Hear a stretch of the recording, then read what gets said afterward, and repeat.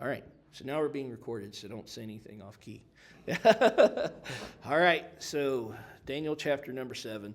I'm going to have you all basically read the chapter. I'm not going to reread the verses, so you can go back, so that way for time's sake. So today we move into part 2 of our study, which you mentioned, Marietta. We're diving into the prophecies of Daniel. So we've just gotten out of kind of the historical context and some prophecies mixed in there as well. But we're diving deep into Daniel because Daniel's the one that starts having a lot of these visions. So what's the big picture? Well, part 1 focused on personal faithfulness in a hostile culture. Part 2 focuses on the future of Israel and the Gentile nations. We see the whole world in context. We are in Daniel 7, where we start today, which many scholars consider the heart of the book because it bridges history and prophecy. This is the bridge. So we do see a shift in language here. This is interesting. So how the book is written, you all remember from my first lesson, I taught that there was a large portion of the book of Daniel which was written in Aramaic. But now, all of a sudden, he switches to Hebrew. And he'll switch back to Aramaic at the end. It's interesting. The reason why is because who's he talking to and who God's trying to talk to through these prophecies. This is another thing. So the book now shifts from Aramaic, the common trade language used in the court stories and in Babylon, back into Hebrew. This signals that God is now speaking more specifically about the destiny of his covenant people, Israel. So, and we do have a parallel vision here in Daniel 7. In Daniel 2, we saw a statue through the eyes of a pagan king, Nebuchadnezzar. If y'all remember, it was beautiful and impressive. In Daniel 7, Daniel sees the same kingdoms through God's eyes as ravenous, destructive beasts. So, Daniel chapter 7, verses 1 through 8. We have the lion with wings, corresponding to the head of gold, the plucking of wings and standing like a man may refer to Nebuchadnezzar's humiliation and subsequent restoration of sanity. So we see Babylon represented by the lion. This is an interesting one in today's theological circles too, because you remember how I mentioned the emotional Christianity stuff in the beginning? You'll have this messed up proposits saying, that's America. That's America right there. And they'll say because of the eagle's wings, and they'll say the lion represents Britain, our British ancestry. Because the animal of Britain was a lion, and then America is represented by the eagle. No, because Babylon, guess what their main animal was? A lion, okay? And then the wings represented the swiftness and stuff from there. So, and it's interesting when we have Babylonian archaeology done, guess what's one of the images that you see a lot? A lion with wings. So that the lion represents, when Daniel sees a lion, that represents Babylon. And then we had the bear, the Medo-Persian Empire, the Mede and Persian corresponding to the chest of silver. It is raised on one side, representing the dominance of the Persians over the Medes. We still have that today. All world historians will still call it the Mede and Persian Empire, but usually in popular culture and in normal history classes, who do you hear the most about? The Persian Empire. That's how, because even though the Medes did kind of have co-regency, it was all about the Persians. The Persians were the stronger of the two. The 3 ribs in its mouth are often identified as the 3 major conquests of this empire: Lydia, Egypt, and Babylon. And then we have the leopard, which represents Greece, and this one is dead on. So the leopard's very fast, and if you know your world history, this makes sense. Corresponding to the belly bronze, the 4 wings indicate the incredible speed of Alexander the Great's conquest. Not just that, the leopard alone, because the leopard is fast. So, incredible speed of Alexander the Great's conquest. If you haven't read about Alexander the Great, please do. Interesting fellow. He thought he conquered the whole world, and he fell into depression and killed himself. But interesting dude. But just interesting altogether, because yeah. The 4 heads represent the division of his empire among 4 generals after his death too. That's very clear as well on that too. The 4 generals, the Greek Empire was split up amongst the 4 generals. I used to know their names off the top of my head, but I'm getting old and can't remember my world history like I used to. But the 4 generals, they split up the land, and that's eventually what caused the fall of the Greek Empire, because it basically split the empire into 4 parts, and then Rome was waiting in the background. The terrifying beast, we have Rome corresponding to the legs of iron. The ten horns, again from a premillennial dispensational view, the 10 horns point to a future revived form of this empire yet to be fully realized in history. So we have a little horn that pops up. The little horn rises after the initial 10 horns. This implies a future political leader who will emerge from a coalition of nations. In our conservative premillennial framework, this figure is the Antichrist prototype. He is not merely a system or an influence, but a specific person who speaks blasphemies against the Most High. That's the other thing, too, and I'll talk about that, too, in some of the other theological systems that we talked about. They look at that term Antichrist, and they'll talk about it being an influence, because John will later on speak in 1 John how there's a spirit of Antichrist, and there is, but in the Greek he uses it, and we lowercase it when he talks about that, but John also speaks about a capital one in the same book, a specific individual. He's a specific one who speaks blasphemies against the Most High. So we have the heavenly courtroom in Daniel chapter 7, verses 9 through 12. Put sovereignty in view. Just as Daniel saw God's sovereignty in the court of Babylon, he now sees it in the court of heaven. I'm going to read those verses because I just love it. I get jazzed every time I read those. Beginning in verse 9, I watched till thrones were put in place and the Ancient of Days was seated. The Ancient of Days refers to God the Father. It even says here in my note, this prophecy study Bible has, this title refers to God the Father, whose description here is similar to John's description of the Father in Revelation 4. So we see a tie here already as the Ancient of Days was seated. His garment was white as snow, and the hair of his head was like pure wool. His throne was a fiery flame, its wheels of burning fire. A fiery stream issued and came forth from before him. 1,000 thousands ministered to him. 10,000 times 10,000 stood before him. The court was seated, and the books were opened. I watched then because of the sound of the pompous words which the horn was speaking. I watched till the beast was slain, and its body destroyed and given to the burning flame. As for the rest of the beasts, they had their dominion taken away, yet their lives were prolonged for a season and a time. So Daniel doesn't give a detailed event. He's kind of given a big swath of what's going to happen there at the end. You see the Ancient of Days sitting on throne, and I mentioned God the Father. When we dive into Revelation and later prophecy, we actually see a coronation ceremony begin, where God the Father sits down, and it actually begins before what you all probably heard before, the 7 seals. Who is worthy to open them? They're making a decree. God the Father is sitting here. He has the seals in his hand, and the angels, the thousands, the multitudes crying out, who is worthy? Who is worthy? And they say it's the Lamb that's worthy. And at that point, God the Father hands the scrolls to the Savior, and Jesus takes his throne, and he starts breaking open the seals in judgment. So that's where we have this Ancient of Days, and we start seeing that come through.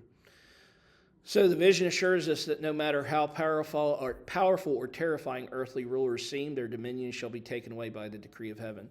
I mentioned prophecy is not here to scare us. It's here to give us hope. Things can get very, very, very ugly. We're seeing that all around. And this is something to hold on to. It's not something to steer away from. It's something to hold on to. And that's why God's given it to us. The Son of Man that we read in there, the Son of Man is a title Jesus frequently used for himself. If you read the book of Mark, that's the title you hear a lot.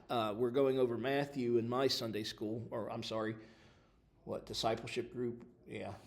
So, sorry. But we're going over Matthew in mine, and this title comes up, Son of Man, Son of Man, Son of Man. Jesus even referred to himself as the Son of Man, and we see it here.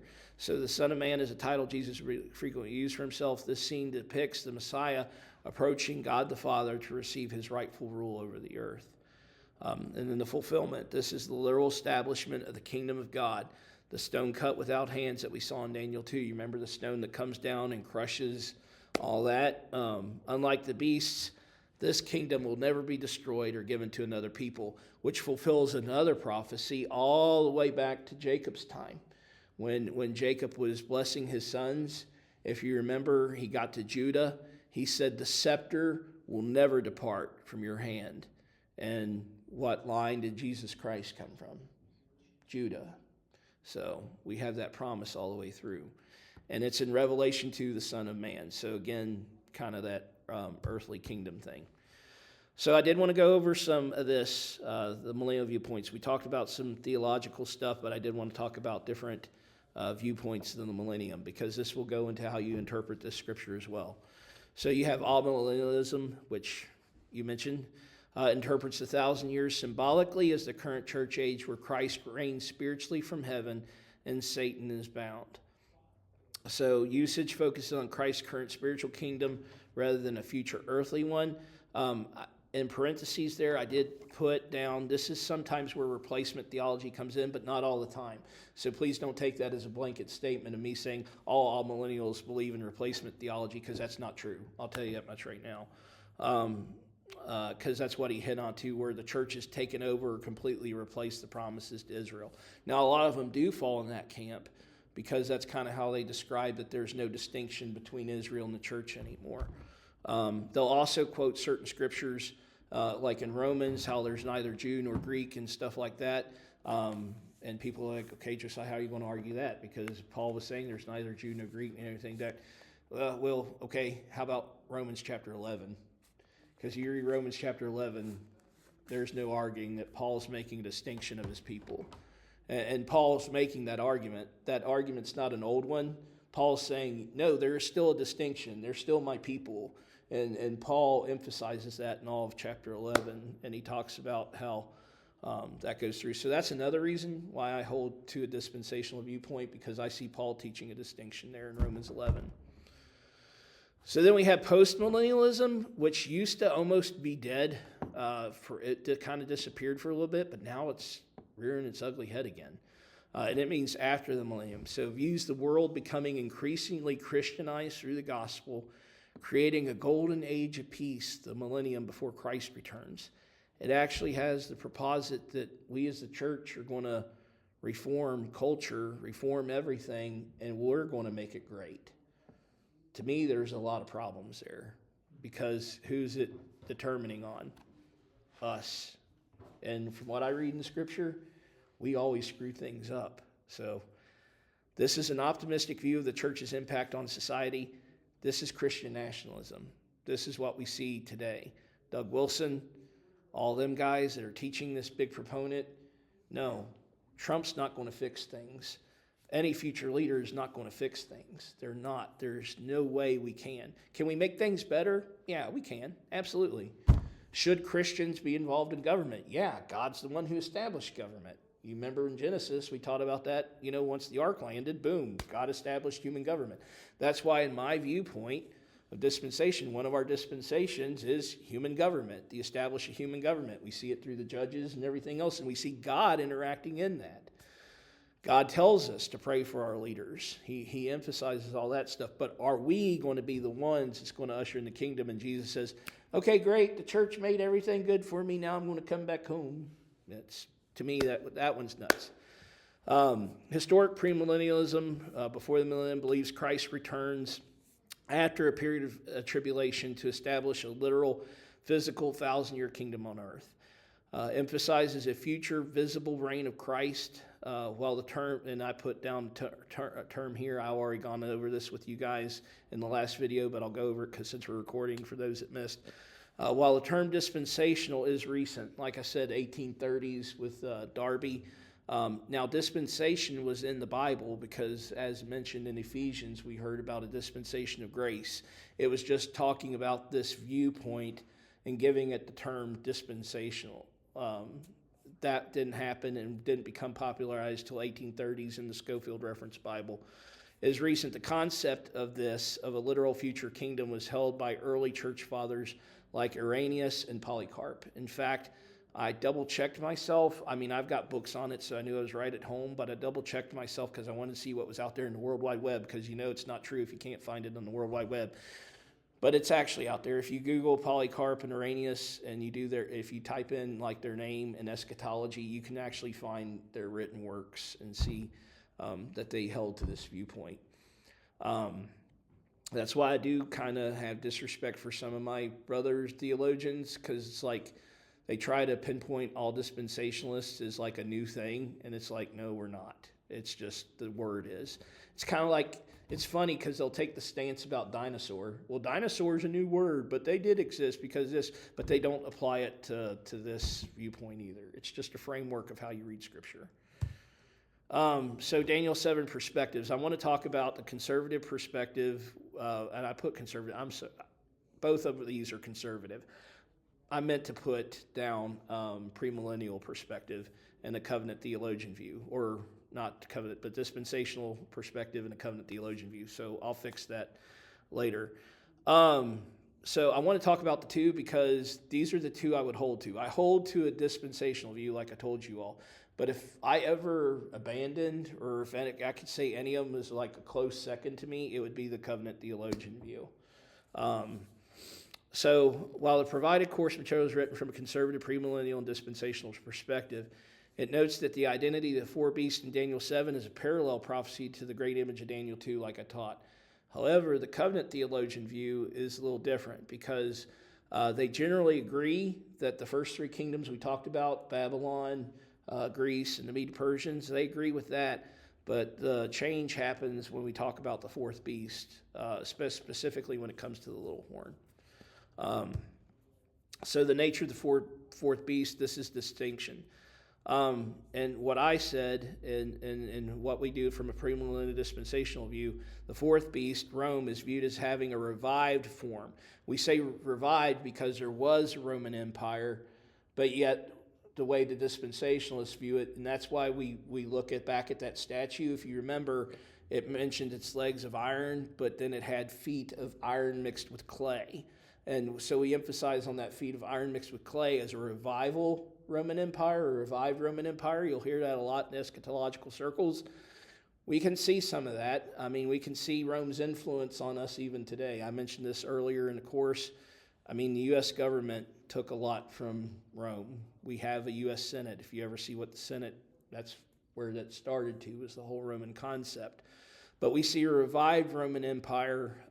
Is it going to be called a Roman Empire? No, I don't believe that at all. So I think that's where some people get confused on that too. It's revived in the sense of how it was. So we believe that there's going to be a revived form yet to be fully realized in history. In contrast, though, many covenant theologians view the fourth beast as the historical Roman Empire, which transitioned into the various nations of Europe. They often see the 10 horns not as a future 10-nation confederacy, which I do hold that it'll be 10 powerful nations that will come together, but as a symbolic representation of the totality of the Roman Empire's power or the various kingdoms that emerged from its collapse. I don't hold to that either. I think that's another reason why it kind of pushed me to that dispensational viewpoint, because that 10 number was never really fulfilled in the history of Rome. I mean, you could say it got close, but not really.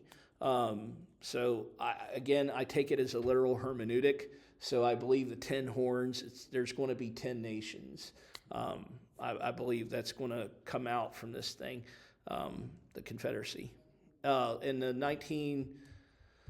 1970s and 80s, this was very much on the church's radar to those that held to a dispensational viewpoint, because that's when this whole thing called the European Union started being kicked around.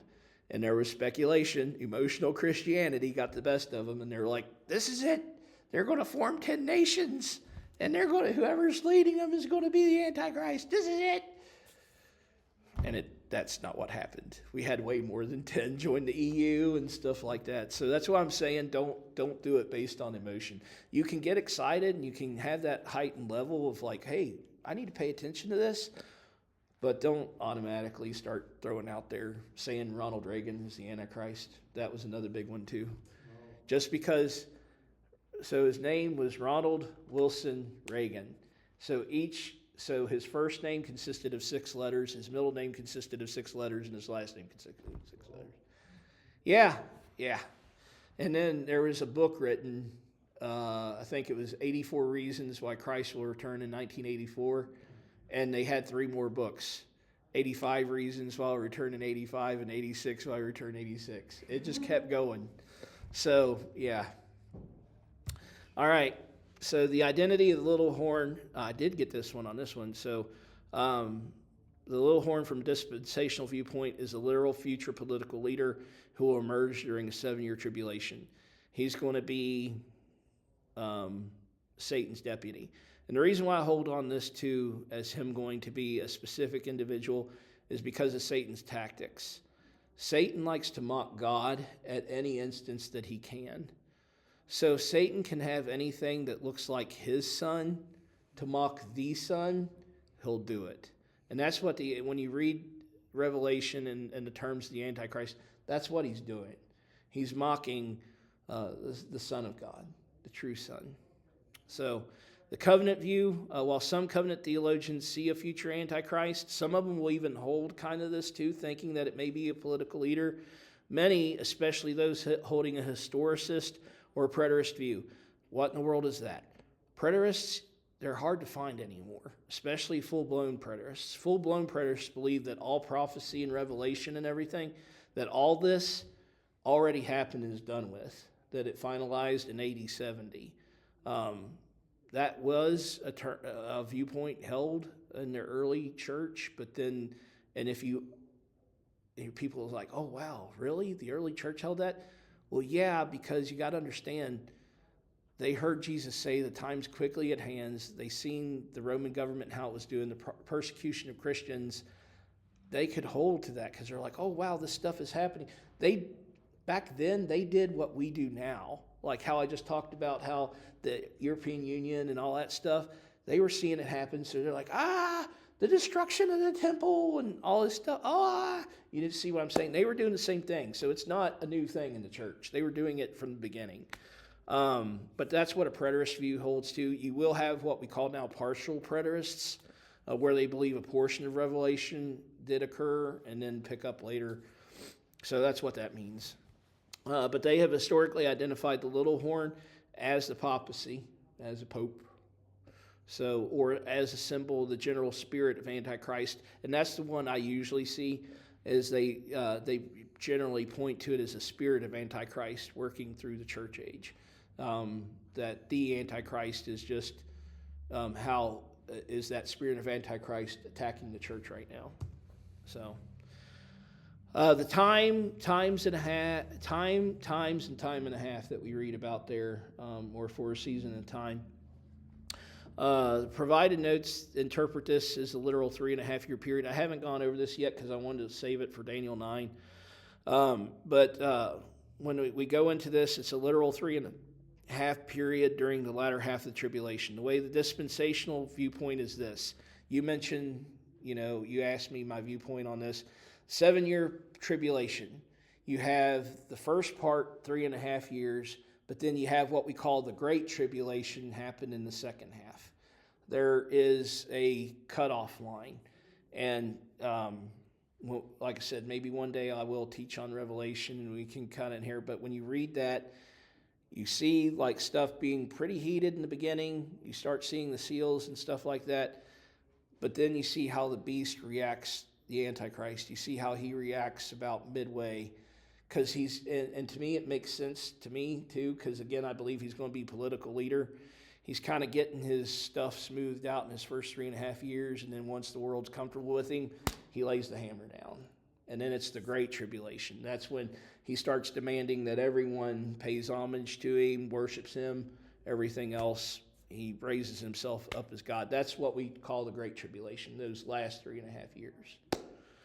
Covenant theologians often interpret these numbers symbolically, representing a designated but limited period of suffering for the church throughout the entire church age, rather than a specific literal duration at the end of time.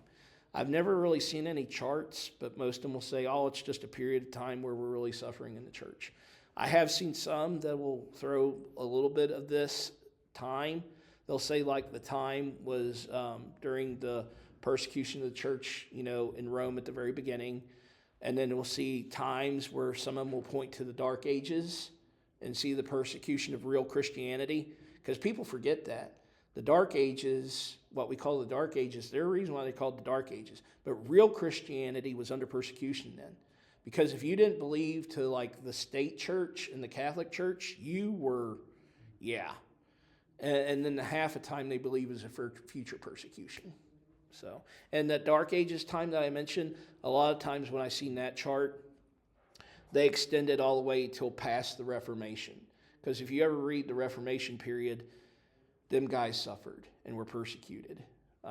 That's another lesson I'm thinking about teaching one day, is I want to talk about some of them church heroes like William Tyndale. People don't know about Tyndale. That man was awesome, and that man suffered just to get the Bible in English. I mean, and who persecuted, who killed him? The church, the Catholic Church, the state church, the Church of England, and the state church. And that's nuts for us to think about. But, man. All right. The kingdom of the Son of Man, which we read about, dispensational, the covenant view sees Daniel 7:13 through 14 as the messianic kingdom. So both views see this. We agree on that. The covenant view often emphasizes that this kingdom was inaugurated at his first coming and his ascension to the Ancient of Days. So Christ, they believe that Christ is. So here's the terminology, and here's where they throw at. Christ is ruling. He's always ruled, though. Okay? So don't ever think that a dispensationalist doesn't believe Christ is ruling, because that's not true. Christ has always ruled. He's always been God. He's ruled from eternity past. But the covenant view kind of looks at the promises of the throne of David and stuff kind of as symbolic, and that he's ruling from that throne right now, if that makes sense. Dispensational view is the course focused on a literal future millennial reign on earth after the second coming. Christ is literally going to physically reign. That's what it boils down to. So conclusion and application. How am I doing on time? I did pretty good. Woohoo! All right, the goal. The purpose of this prophecy is not to satisfy curiosity like I said before, but to provide hope. It's not there to just say, this is interesting stuff for us to talk about at church. It's supposed to be taught about, and it's supposed to be done, and it's supposed to give us hope as a church. It's also supposed to put a fire underneath of us too. Because if we know this stuff is coming down the line, we should be spreading the gospel, shouldn't we? Yeah. Jesus, one of the last things he said, Matthew chapter 24, one of the most prophetic scriptures and all there, was right before his crucifixion. He's trying to get it fired up. We're supposed to be telling people. Perspective. When we see beastly behavior in the world today, we must remember that the Ancient of Days has already passed judgment on them. So don't go out there accusing everybody saying they're the Antichrist. Okay? Don't go out these doors and saying, I believe Josiah is the Antichrist. I'm not. If you do, come see me. We'll talk about that. All right. So next steps. Next week, we'll look at Daniel 8. I encourage you to read it again. The prophecy becomes even more specific as it describes the clash between the ram and the goat.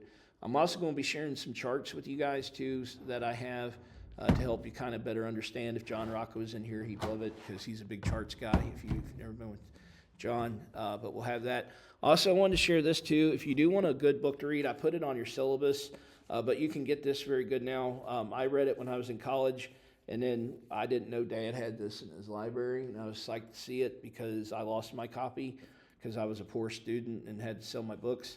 But my dad kept it, and actually he got it through Pathway to Victory, which was Robert Jefferson's ministry. So if you go to there, you can actually buy it here. But it's John Wolford. He was a great professor of eschatology, and he wrote one of the best books on Daniel ever was. Each chapter goes, like if you want to learn about Daniel chapter 7, go to chapter 7. He corresponded it with the chapters in the book, and it's very good. And he does all the other viewpoints as well. He was a premillennial dispensational, but he does all the other viewpoints justice as well too. Because that's the other thing I get at. If you do jump on YouTube and want to get others, I want to give a fair warning. Not all theologians are like I am when it comes to the other viewpoints. There's a really bad, because John MacArthur talked about it too before he passed away. We never understood, and I don't understand either, but apparently now, especially in the Reformed circles, for me to hold a dispensational viewpoint, I'm a heretic.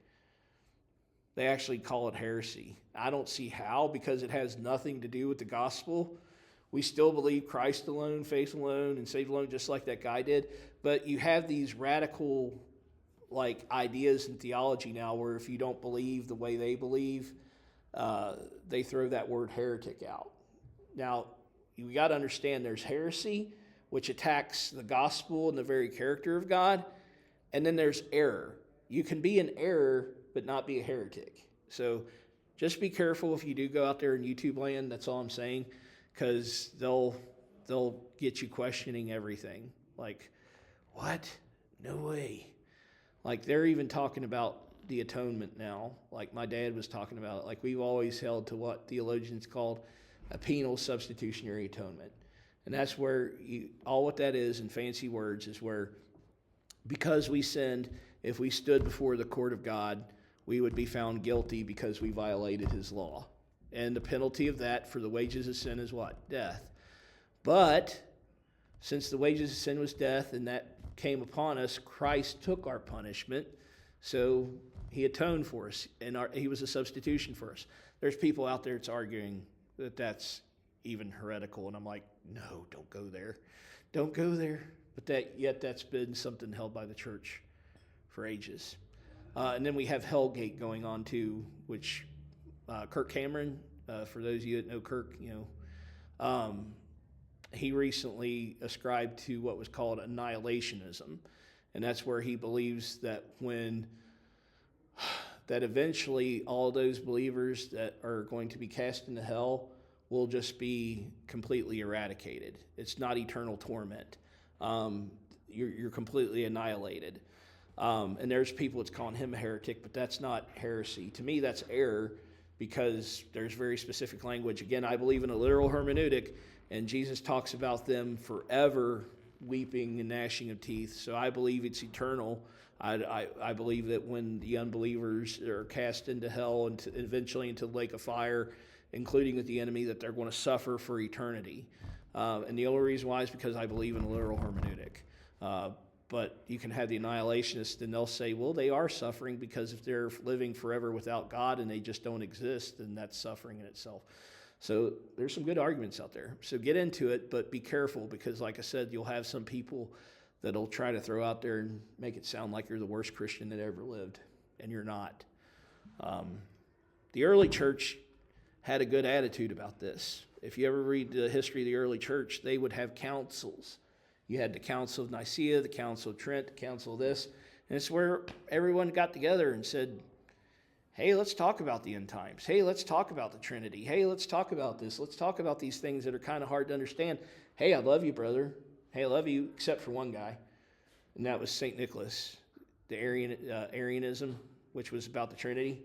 St. Nicholas went and punched him in the face at the Council of Nicaea. You want to ever teach your true kids about the real Santa Claus? Teach them that. All my kids know. That's really happened. So there was a guy named Arian. He taught Arianism, and he taught that Jesus was not.